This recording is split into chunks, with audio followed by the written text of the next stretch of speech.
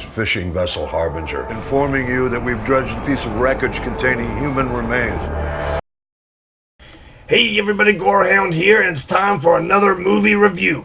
Today we'll be talking about Harbinger Down, the brainchild of special effects gurus Alec Giles and Tom Woodruff Jr. Before starting on Harbinger Down, Alec and Tom were known for their amazing work in creating the practical effects for such movies as Aliens, Tremors, Terminator, and Mortal Kombat. In fact, it was their love for practical effects that inspired them to create Harbinger Down in the first place. For you see, back in 2010, Universal Studios hired Alec and Tom's studio, ADI, to do the practical effects for The Thing prequel. However, before the movie was released, Universal replaced a majority of ADI's special effects with CGI. As a response to fan outrage, Alec uploaded a video of the practical effects for The Thing prequel on his personal YouTube channel. The fans' response was overwhelmingly positive, which prompted Alec and Tom to team up to produce their very first movie. And thus Harbinger Down was born, a tribute to classic movies of the 80s and a love letter to one of Alex's favorite films, The Thing. Harbinger Down is about a group of fishermen who discover a frozen Soviet space pod. Hidden within the wreckage is a mutated parasite who has the ability to take on the shape of anything it comes in contact with. Now, with nowhere to run, the crew of the Harbinger must band together to dispose of the shape-shifting menace, lest they become prey to its voracious appetite. Right away, you'll make the connection to John Carpenter's The Thing. In fact, Harbinger Down is almost identical to the 1982 horror classic. We have a group of people stuck in a frozen wasteland while trying to fight off some shape-shifting monster, but instead of an alien, it's more of a mutated parasite. Now, while the similarities between the films cannot be denied, it is more of a love letter to the classic monster movies of yore. And that is what Harbinger Down is, a love letter to those who miss practical monster movie effects. And that is what this movie delivers in droves. We see a lot of classic, real-world special effects used throughout the entirety of the movie, where makeup and prosthetics take center stage over computer animation and blue screens. And it is with these special effects that the movie really shines. However, the movie is not without its flaws. There are some special effects that just do not work very well in the grand scheme of things. One of them involving tubes that erupt out of a man's back to spray liquefied entrails all over the room. The scene seems just a little bit rushed, and unlike the majority of the film's effects, looks very fake. The other involves a character being sucked into a drainage pipe. The scene looked like it belonged in a Tom and Jerry cartoon than a horror movie. However, these were probably the only two examples that I could think of where the effects failed to impress. Another problem comes from the fact that the movie is very dark. I know that this was to hide how some of the effects were done, but sometimes it was a bit much. I really enjoyed the look of the monster, so it was a bit of a disappointment when the majority of the time it was hidden in the shadows. And some of the story elements just didn't seem to work very well, but overall the movie was quite entertaining. Despite the mentioned flaws, I found myself getting sucked into the film without much trouble.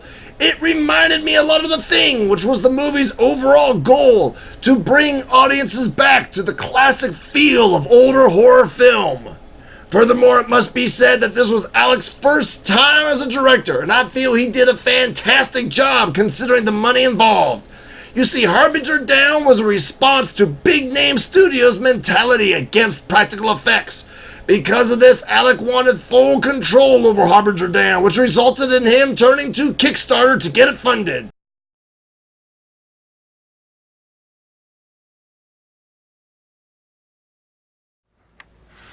Hi everybody, it's Alec Gillis. I wanted to share some exciting news with you today, but before I do, I wanted to say thank you. Tom and I have been overwhelmed by the success of our YouTube channel and the positive response that we've gotten back from you guys on all of the videos that we've posted. We've been doing it for about 1.5 years now. A couple people urged us to do it and we were kind of like, whatever, maybe, maybe not. And then when we posted our Thing video, and that got such a great response from you guys, we followed it up with Green Goblin and our I Am Legend videos, and you know the videos that we've posted that you've responded well to. And something that I wanted to make sure you guys know is that we do read all of the comments that you post after the videos. One of the things that was so unexpected to us was that there was still such a love of practical animatronics and creature effects. And, when you're on the other side, in production, and you're not in the fan side of things, you can lose sight of that, right? We were just used to getting beat up on movies over the last few years. So to see you guys come out and support our work the way you have has been very, very much appreciated. So much so, and here's the exciting news part, that we have decided to embark upon a Kickstarter campaign.